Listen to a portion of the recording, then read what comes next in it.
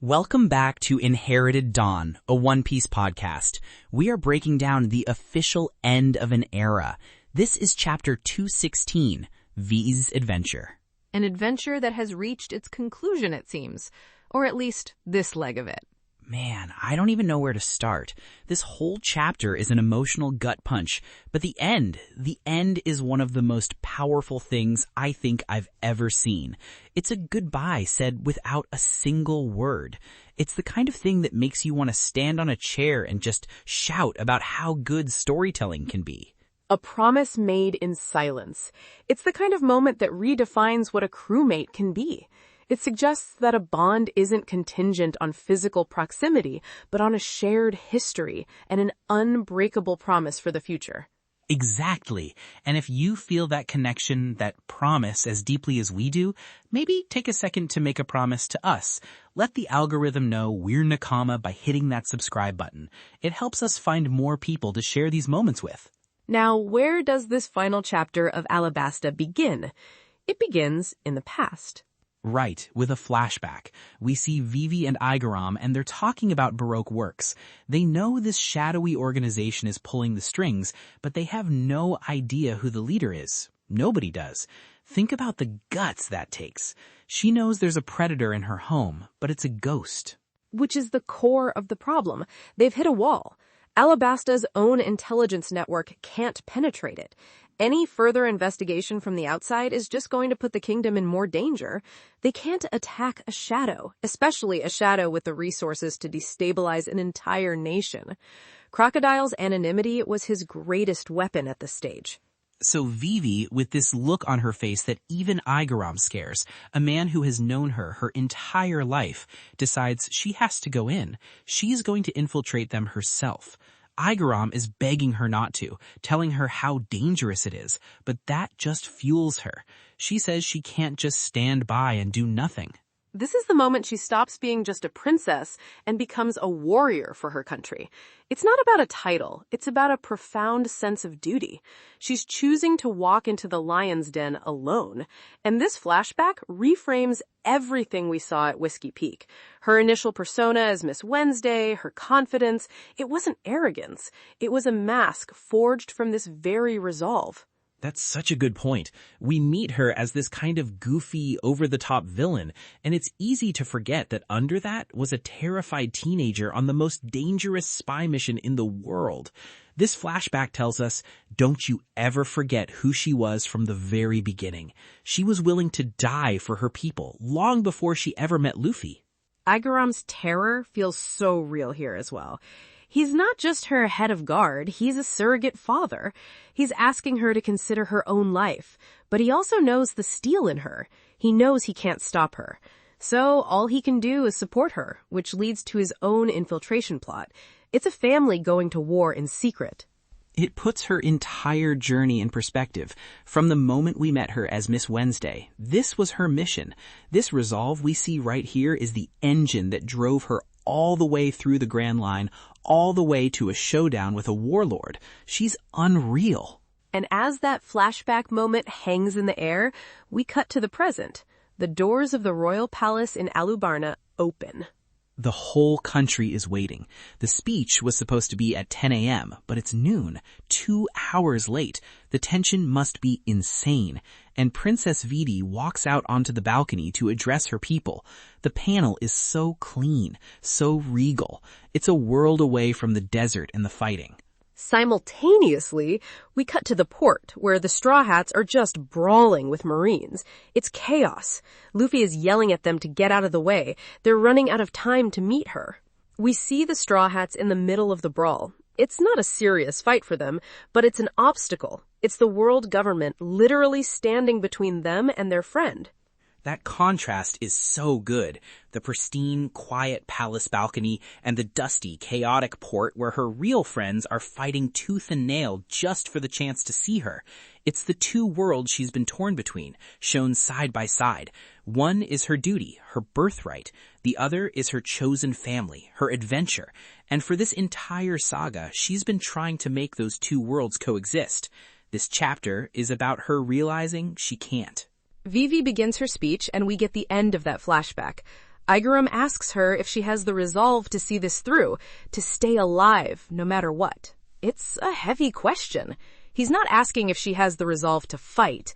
He's asking if she has the resolve to live. And her speech is the answer.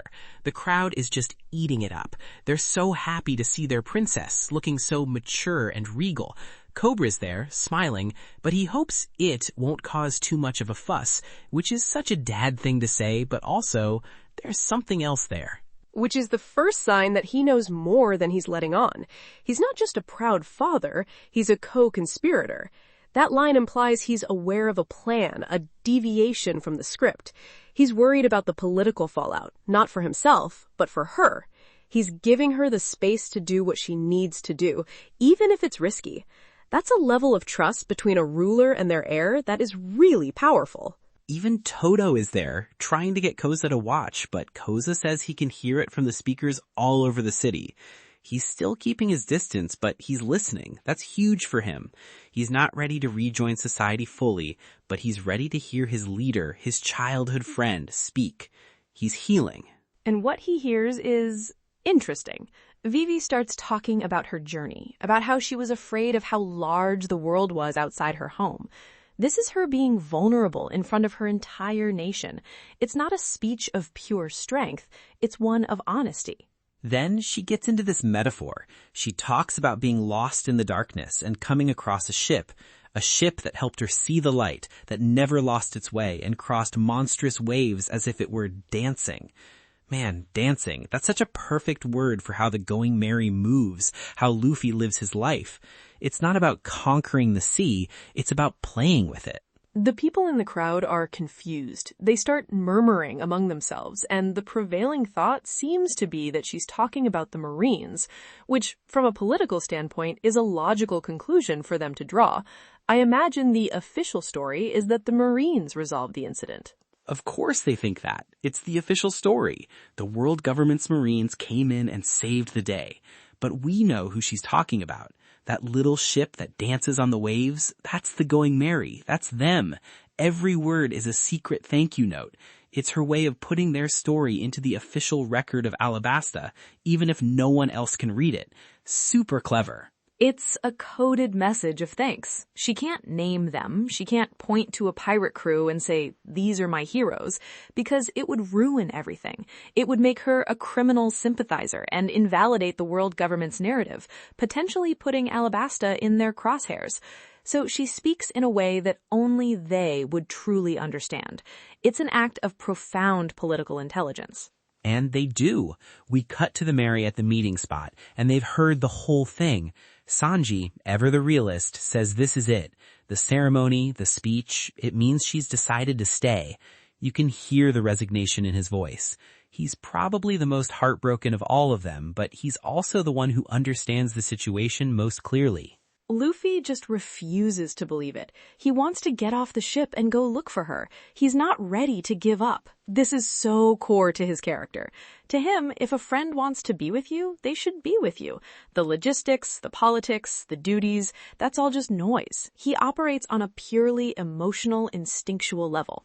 Usopp has to be the voice of reason, pointing out that more Marines are on the way. Sanji tries again, gently, to tell Luffy that this is different. Everyone else who joined them, they were leaving a bad situation. Vivi has a whole country that loves her and needs her. This is maybe the most mature, insightful thing Sanji has ever said up to this point. It's a fundamental difference in circumstance, and it's a brilliant piece of analysis from Sanji. Let's look at the crew. Zoro was tied to a post. Nami was living under the thumb of a tyrant who killed her mother. Usopp's village was about to be destroyed. Sanji was grateful to Zeph, but needed his own adventure. I was running from the world. We all needed the Merry as an escape. For Vivi, leaving her country would be an abandonment of her duty.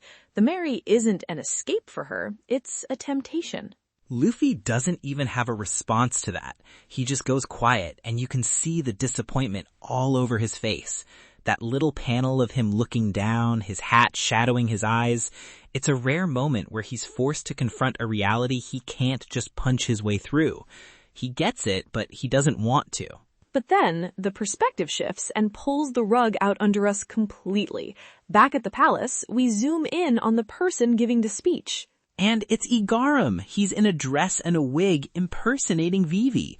The crowd is furious. They feel tricked. But Igaram just finishes the speech and thinks to himself that she must have made it there by now.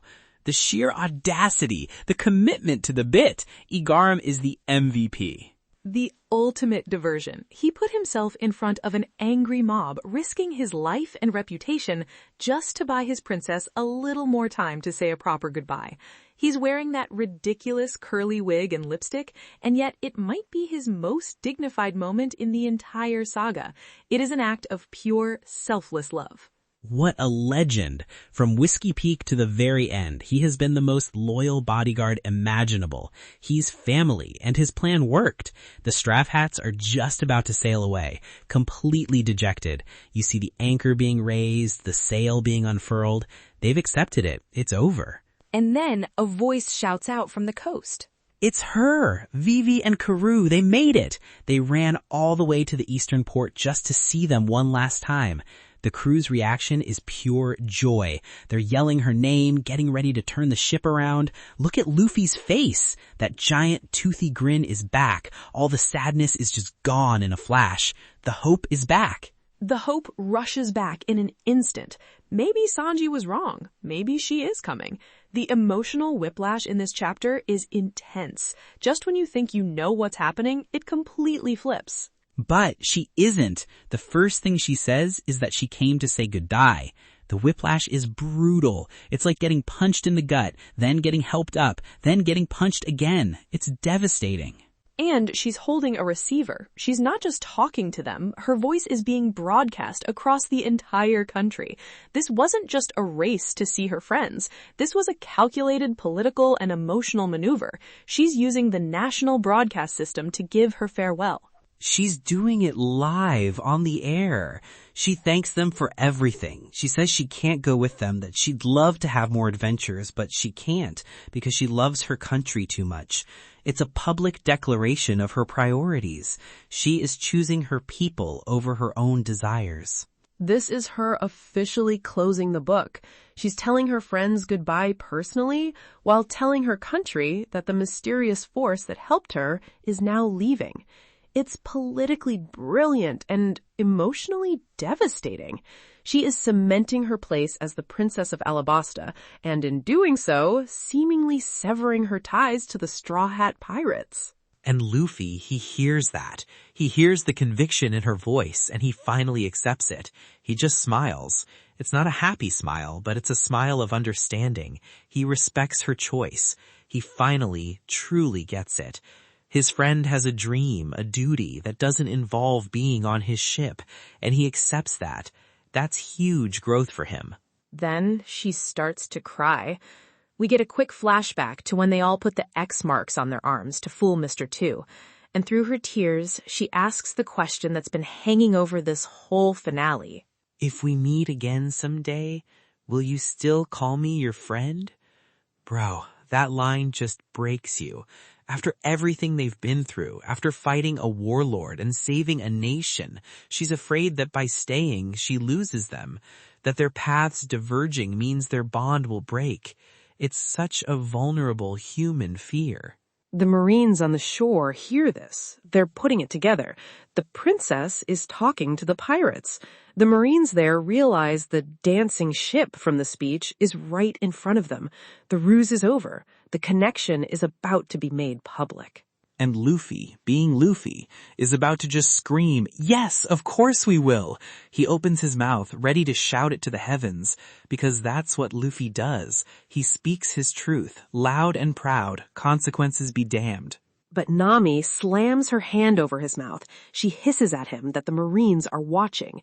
If they answer, if they acknowledge their connection in any way, Vivi will be branded a criminal, an associate of pirates. Nami, who understands the way the world and the world government works better than anyone on that ship besides me, perhaps, grasps the political danger in an instant. Answering that question could undo everything they fought for. It could put Vivi's life and reign in jeopardy. They're trapped. They have to say goodbye, but they can't speak. They can't wave. They can't do anything. The silence is deafening. Vivi hears nothing back, and you just see her heart break. For a split second, she thinks her fear was real, that they're leaving her behind for good. She turns to walk away. But Karu stops her. He squawks at her, nudging her to look back one more time. Even her animal companion understands that something more is coming. And when she does, they're all facing the sea, and every single one of them, Luffy, Zoro, Nami, Usopp, Sanji, even Chopper, has their arm raised high in the air. They aren't showing her their faces. They're showing her the mark, the X. The symbol that means we are Nakama. It was created to tell a friend from an enemy in a crisis, and now it's being used to bridge an impossible distance. It's their silent answer. It's not just yes, it's always. It's you are one of us, no matter where you are, no matter what you do. This mark on our skin is the proof. She understands instantly. We see the flashback again, to them all agreeing that this mark is the sign of their friendship, and through her tears she smiles, a real, genuine, joyful smile. She and Karu raise their own arms, showing their marks back to the ship, a silent, mutual confirmation. The question has been answered not with words that could endanger her, but with a symbol that only they understand the true weight of. Super. That is just, it's perfect storytelling. No words could ever be as powerful as that one gesture. It's a promise, a memory, and a farewell all in one. They gave her the answer she needed without putting her in any danger. They protected her one last time. It's the single greatest goodbye in fiction. I'm calling it right now. A bond that transcends words and laws. And with that, they turn the ship and finally set sail, leaving Alabasta behind for good. We see a final shot of Vivi standing on the cliff watching them go. She's not crying anymore. She's resolute. What a magnificent story. What an ending. I need a minute. I think I got something in my eye. Both of them. It's an ending that will stick with you. It redefines what it means to be a Straw Hat. It doesn't always mean being on the ship. It means carrying the mark, the memory, and the will of the crew with you wherever your own adventure takes you. Absolutely. She's a Straw Hat forever, no matter where she is. Man, if that final scene hit you as hard as it hit us, let us know in the comments what that X mark means to you. It's more than just a symbol. Okay, let's try to pull ourselves together. Predictions for Chapter 217. Where do we go from here? All right, I've got a few. First, I think the next chapter opens on the Merry, but it's quiet. Unusually quiet. No one is celebrating. They're just sailing, letting the moment sink in. I think it'll be a few pages before anyone even speaks.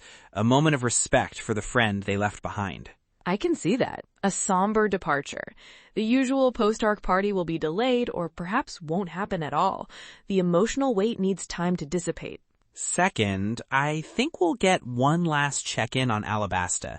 Specifically, I think we'll see Koza.